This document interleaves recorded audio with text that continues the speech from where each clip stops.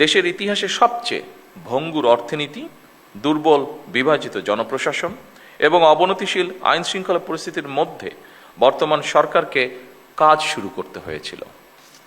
যে পরিস্থিতিটির বর্ণনা আমি দিলাম, সেই পরিস্থিতি ছিল যখন আমরা কাজ শুরু করেছি।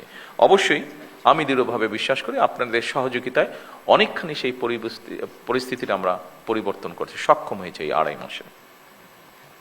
তবে সম্পূর্ণভাবে সেটি এখনো পরিবর্তিত হয়নি। ফ্যাসিবাদী শাসন আমলে দুর্নীতি, লুটপাট রাষ্ট্র এবং জনগণকে ঋণগ্রস্ত করে ফেলেছিল। সেই শাসন আমল 30 লক্ষ কোটি টাকা ঋণের বোঝা নিয়েই বর্তমান সরকার যাত্রা শুরু করেছে। আপনারা কম বেশি ধারণা অবশ্যই আপনাদের আছে যে আমরা দেখেছি বিগত সরকারের সময় দেশকে একটা আমদানি নির্ভর রাষ্ট্রে পরিণত করে ফেলা হয়েছিল। বিভিন্ন স্ট্যাটিস্টিক্স যেটা বলে, দেশে দারিদ্র্য বেড়েছে, দেশে বেকারত্ব বেড়েছে, নতুন কর্মসংস্থান হয় নাই বললেই চলে। প্রতিটি সাংবিধানিক এবং বিধিবিদ্ধ প্রতিষ্ঠানকে বলা যায় অকার্যকর করে ফেলা হয়েছিল। আপনারা মনে হয় তার সবচেয়ে বড় উদাহরণ, যেহেতু আপনার প্রশাসনে বিভিন্ন জায়গায় আছেন, বিভিন্ন জায়গায় কাজ করছেন। বিচার বিভাগ, নির্বাচন কমিশন, দুদক সবকিছুই ছিল অকার্যকর। শিক্ষা, স্বাস্থ্য সব সেক্টরই বলা যায় ভঙ্গুর অবস্থা। অপরদিকে বর্তমানে যুদ্ধ পরিস্থিতি ও নতুন সরকারের সামনে একটি চ্যালেঞ্জ হয়ে দাঁড়িয়েছে।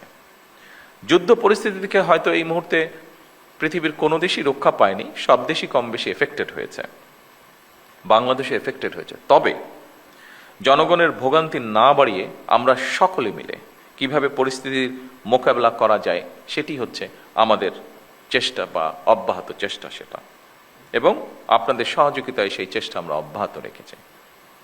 ঠিক এই পরিস্থিতি মোকাবেলা করেই কিন্তু বর্তমান সরকার দেশের আবহমান কালের ধর্মীয় সামাজিক মূল্যবোধের আলোকে একটি ন্যায়ভিত্তিক কল্যাণ রাষ্ট্র প্রতিষ্ঠা করতে চাইছি আমরা, এবং এই লক্ষ্যকে বাস্তবায়নে সরকার দেশের প্রতিটি শ্রেণী পেশার মানুষের জীবন মান উন্নয়নের বিভিন্ন পদক্ষেপের বাস্তবায়ন কাজ শুরু করেছে।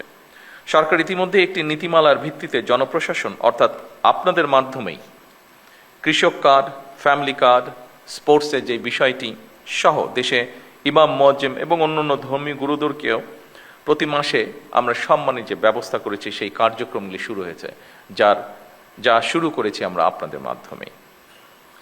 সম্মানিত উপস্থিতিবৃন্দ, দলমত নির্বিশেষে রাষ্ট্র সমাজের প্রত্যেকটা মানুষকে রাষ্ট্রীয় সামাজিক নিরাপত্তা বেষ্টনীর মধ্যে নিয়ে আসাই হচ্ছে আমাদের বর্তমান সরকারের লক্ষ্য। আপনারা বিধিবদ্ধ নিয়ম মেনে জনগণের জন্য সরকারের গৃহীত সেই কর্মসূচিগুলিকে সুচারিতভাবে বাস্তবায়ন করবেন, এটিই কিন্তু জনপ্রশাসনের কাছে সরকারের প্রত্যাশা। সরকারের পরিকল্পনা অনুযায়ী প্রথমে নির্ধারিত এবং নির্বাচিত প্রতিটি সেক্টরের মানুষের কাছে সরকারের গৃহীত বিভিন্ন ধরনের সহায়তা বা সহযোগিতা আপনারা দয়া করে পৌঁছে দেবেন।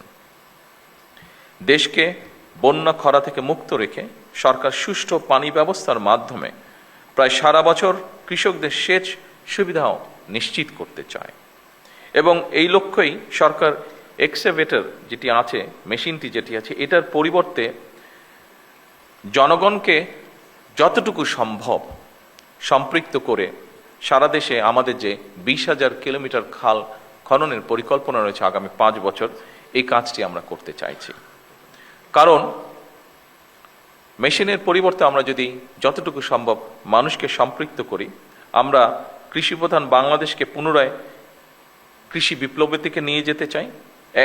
এর বাইরেও জনগণকে সম্পৃক্ত করা গেলে খাল খনন একটা সাময়িক কর্মসংস্থানেরও কিন্তু ব্যবস্থা হবে বহু মানুষের জন্য।